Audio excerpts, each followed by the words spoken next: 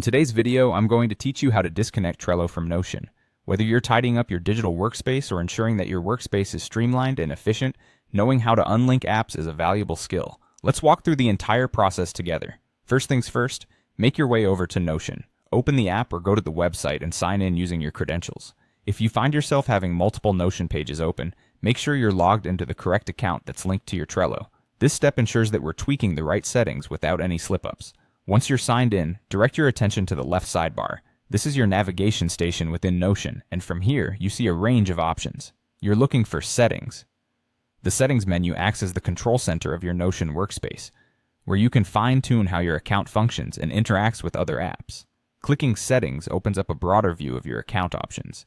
Inside here, there's a section specified for connections. Depending on the version you're using, it might be under Connections or My Connections. Either way, the goal here is to find the list of apps currently linked to your Notion account. Scroll through this list until you come across Trello. Now, if you're managing multiple integrations, finding Trello might take a little scrolling, but once located, you'll see it standing along with other connected apps.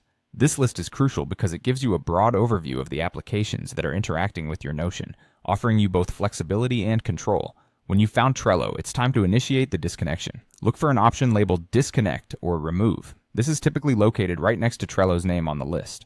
Clicking on this option will start the process of severing the link between Trello and Notion. Now at this juncture, Notion will probably ask you to confirm your decision. This is a protective step to make sure you don't accidentally disconnect something important. Double check to ensure that you are indeed about to disconnect the right app, and if everything looks good, go ahead and confirm. With that final click, you have successfully severed the connection between Trello and Notion. Your workspace should now reflect this change, operating more autonomously without that particular integration. Keep in mind that if you ever decide to reconnect these two platforms in the future, the process is just as straightforward. And there you have it, a quick and easy guide on how to disconnect Trello from Notion.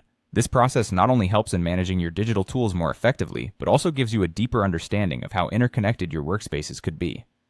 Thank you for watching, and be sure to check out other videos for more tips on managing your digital tools efficiently.